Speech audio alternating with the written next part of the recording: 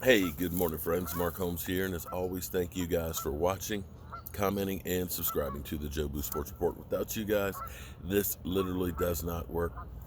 I would get my sign on, open for business, but I'm actually up here with some friends and stuff for a couple of days, just kind of relax and hang out and have a good time.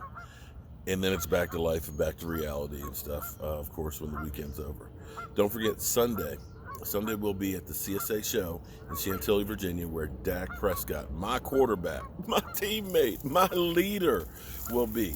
And we're going to be getting him the Dak Prescott shirt signed, of course, by all you guys. If you want to get your name added to it, go ahead and leave a comment on here. I'll make sure that we get you added on there. And if we see you at the show, of course, you can go ahead and get your name signed on it too before we present it to him. And I'm excited about our team and everything that's going on. And I got to tell you, the Cowboys front office gets a lot of flack. You know, they've been saying for years that the Cowboys need to get a real GM. Jerry Jones has messed up the team. They're a laughing stock. But I got to tell you, what Jerry has done, Jerry is still supposedly the final say on things, but he's surrounded himself with people that have been working hard and have been great at finding talent. The reason why we have the problem right now of signing guys is because we've been finding guys. Because we did so well in the draft in 2016, that you've got Pro Bowlers and playmakers that are all over the place. This is a problem that a lot of teams would like to have, that we've got too many good guys that want to get paid. Because if you miss on the draft, well, you're just drafting new guys and starting all over. And you're not worried about paying those guys because they suck and they're gone. Reality is, DeMarcus Lawrence is one of the top pass rushers in the NFL, tied for the lead in tackles for losses, hitting the quarterback, second in quarterback pressures, I believe it is. So you look at that and you understand why he wants to get paid.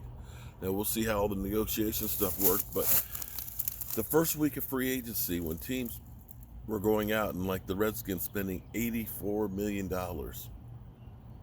for Landon Collins, the Cowboys, I keep saying, dissected their team. And they said running back, wide receiver, tight end, defensive line, safety. And they've gone through and they've addressed every single part of that with the exception of running back, but now they're looking for a third down back. We can go into the draft right now with holes plugged. Now, with the Washington Redskins and the $84 million that they spend on Landon Collins, do you feel like they plugged all the holes? It may not be the big name guys that you want, but you get a Randall Cobb, and he's on a 1-year deal. This is a thing that I absolutely positively love. This is New England-esque. And don't give me this hate and this crap that how dare you compare them to New England. The Cowboys aren't New England. No. Understand this. When you sign a guy to a mega deal like Landon Collins, what incentive is there for Landon Collins to really go 100% out? Whether the team wins or loses, he wins. He's paid. And even if he's only there for 2 years, he still got guaranteed money. You take Randall Cobb, who had a little bit of a down year. You take Robert Quinn, who went from the Rams to Miami, still had 6.5 sacks. And they're on a 1-year deal. This is what New England does. New England takes guys that are great players that may have had a down year. They take them in and say, here's your opportunity. Because if Robert Quinn, let's say Robert Quinn, because a lot of people say, oh, well, maybe you should sign him to a longer deal. No. You don't want to do that. Here's what happens. If Robert Quinn plays lights out next year, of course, we're going to say, man, you can't afford that guy, but it's okay. If he plays lights out, you let him go. And you're sitting there like, what? No, I'm serious. If he gets 10, 11 sacks next year, you let him go. Because the money that he's going to have to get paid is going to be through the roof. But as he goes, because he played so well, guess what? You'll get a compensatory pick. And you guys are like, oh, well, so maybe a 4th or a 5th round. You know what? Here's what you got to understand.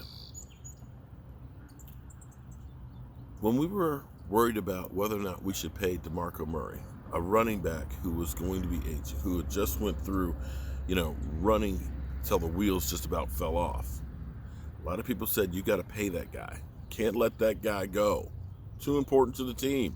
Are you crazy? You're going to let the NFL rushing back go.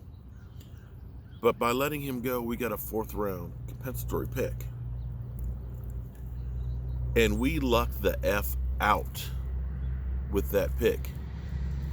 Or we just had great insight of Will McClay saying, get that guy in the 4th round, which ended up being Dak Prescott.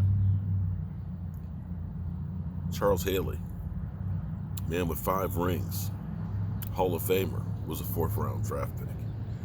So if Randall Cobb plays incredible,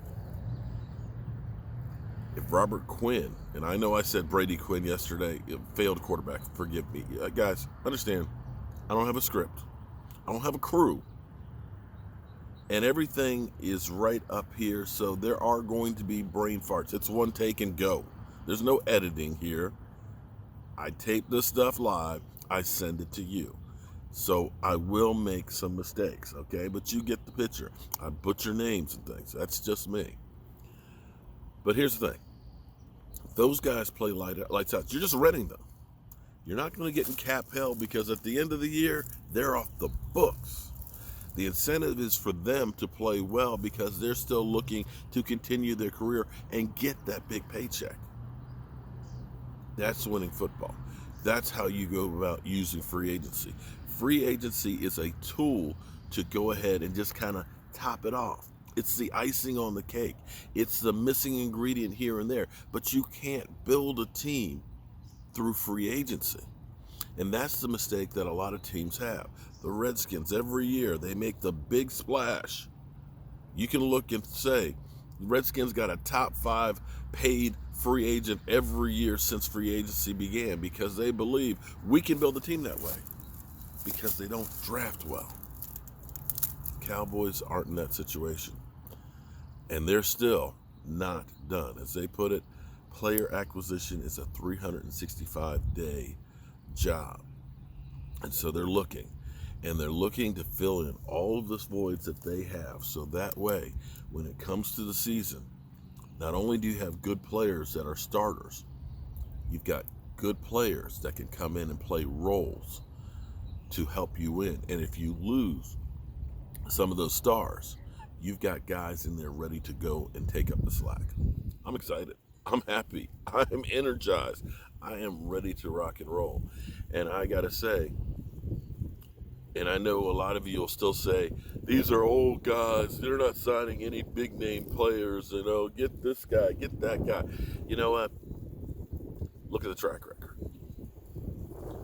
Look at the track record over the last 3 years. 2015 was necessary. The team had to hit rock bottom in order to start rebuilding.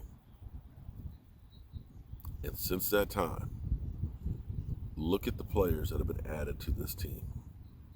Zeke Elliott, Dak Prescott, Amari Cooper, Connor Williams, Jalen Smith, Leighton Vander Esch.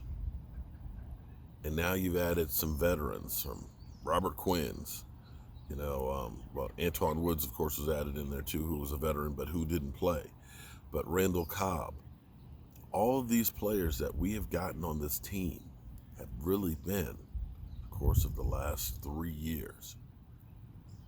And you add that with a Tyron Smith, a Travis Frederick, a Zach Martin, and a Jason Witten, and a Sean Lee. This team has as much talent, if not more talent, than anybody else. And I challenge you out there to say, who's got more talent than this team right now? So I may say the Browns, but I don't know. And if the team fails, there's only one person to point the finger at, and that's the coaching. because you've got more than enough horses to win. So, the Robert Quinn deal. This is actually amazing that they pulled this off. Basically, the max of the pay with incentives is $9 million. It ends up being a 6th-round 2020 draft pick. Yeah, 1-year deal. You rented the guy. If he ends up playing great, you're going to get a compensatory pick. You'll get a pick that'll be better than the one you gave up for him. That's how you do deals, and this is how you're winning in free agency. Now, there's no guarantee that any of these guys are going to pan out and that they're going to play incredible, but you've got people in positions to win. And you take Robert Quinn with Rod Marnelli as a coach. You get DeMarcus Lawrence on the other side, who's taking up, the lion's share of the focus on offenses. You put Robert Quinn on the other side. You put a Collins, a Tyrone Crawford, a Malik Collins, those guys rotating in the middle. For me, the icing on the cake would be is if we got a immovable force with a bad attitude that can put a push up the middle, about 350. As Vosh would say, a trash can full of dirt. I'm okay with that.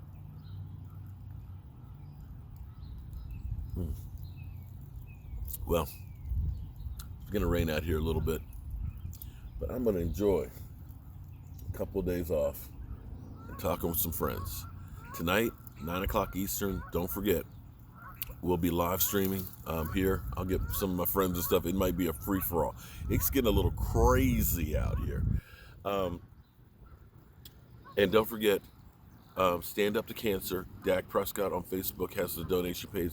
Anybody who donates to that, on Sunday, I'm going to get a Power Force shirt autographed for him, and we're going to go ahead and give that away. I know Lee Stable has. I know Maria Ellis has donated to it. Mark Simpson, Deidre Walton. I think there's about 8 or 9 of you guys that have. So your odds of winning this shirt, and I'm going to tell you, Dak Prescott's signature is $150 or $155. Shirt costs $20. Not bad. And your odds are pretty good of winning. And on top of it, you're doing a good thing. So go through on my Joby Sports Report. I've got the link on there. Do a little donation. Let me know. I mean, all you have to do is say, Mark, there's my picture right there. And we're going to do a drawing for it after it. So as always, guys, thank you all for watching, commenting, and subscribing to the Joby Sports Report. I'll see you soon.